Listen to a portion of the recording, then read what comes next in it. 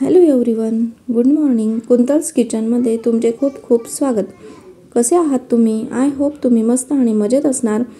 आज मी हम्मस बनवते आहे, तर त्यासाठी 7 ते 8 तास छोले चणे जे असतात व्हाईट कलरचे ते भिजवून घेतलेले आहेत आणि त्याच्यानंतर त्यांना छान धुवून घेतल्यानंतर त्याचं सगळं पाणी काढून मी आता त्यांना 7 ते 8 शिटी घेऊन छान शिजवून घेते आहे.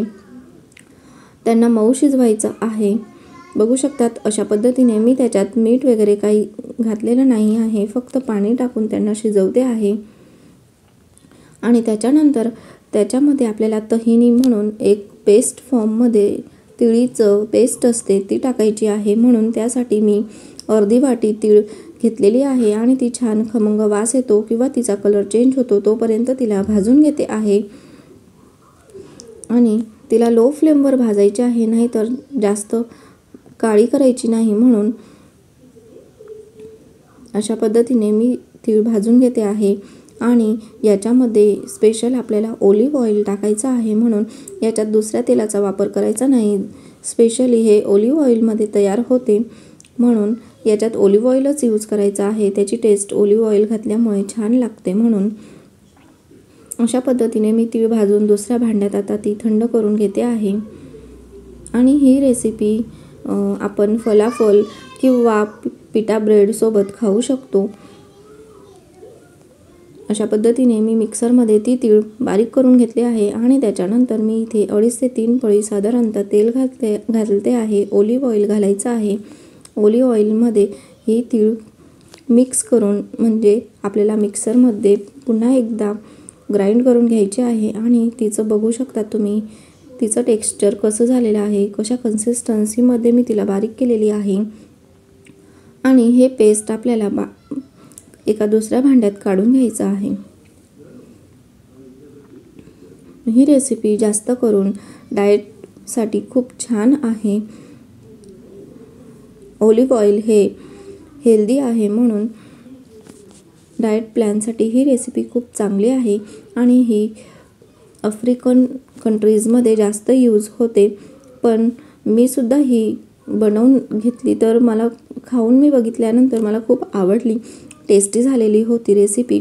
बघू शकतात अशा पद्धतीने मी इथे छोले चणे छान त्यांना शिजवून घेतलेलं आहे. आणि तुम्हाला जर वेळ असेल तर त्याचं तुम्ही बाहेरचं जे साल असतं ते काढून तुम्ही मिक्सरमध्ये त्याला ग्राइंड करायचं आहे. जर तुम्हाला वेळ नसेल तर काही हरकत नाही.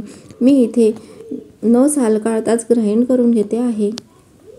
आणि अशा पद्धतीने ते मिक्सरमध्ये ग्राइंड करायचं आहे. त्याला ग्राइंड करताना फार वेळ लागतो म्हणून. आणि त्याच्यात मी 7 ते 8 लसणाच्या पाकळ्या घातलेल्या आहेत आणि 1 लिंबाचा रस वाटीत काढून घेतला होता तो घालते आहे.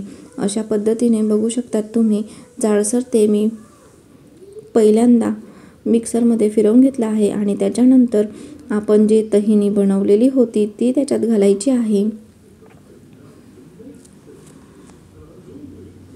बघू शकतात अशा पद्धतीने तुम्ही सुद्धा तुमच्याकडे हे हम्मस बनवून बघा, तुम्हाला नक्की आवडेल.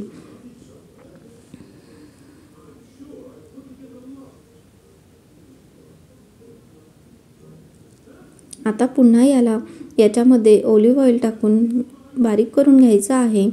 इथे मी पुन्हा 1.5 ते 2 पळी साधारणतः एवढं ऑलिव्ह ऑइल घेतलेलं आहे आणि ते पुन्हा मी मिक्सरमध्ये बारीक करून घेते आहे. त्याच्यानंतर मी इथे चवीनुसार मीठ आणि जिरा पावडर घालते आहे. 1 चमची एवढं जिरा पावडर घालायचं आहे. पुन्हा त्याला मिक्सरमध्ये बारीक करायचं आहे. बघू शकता तुम्ही की याची कन्सिस्टन्सी कशी आहे. हे अशा कन्सिस्टन्सीमध्येच बारीक करायचं आहे.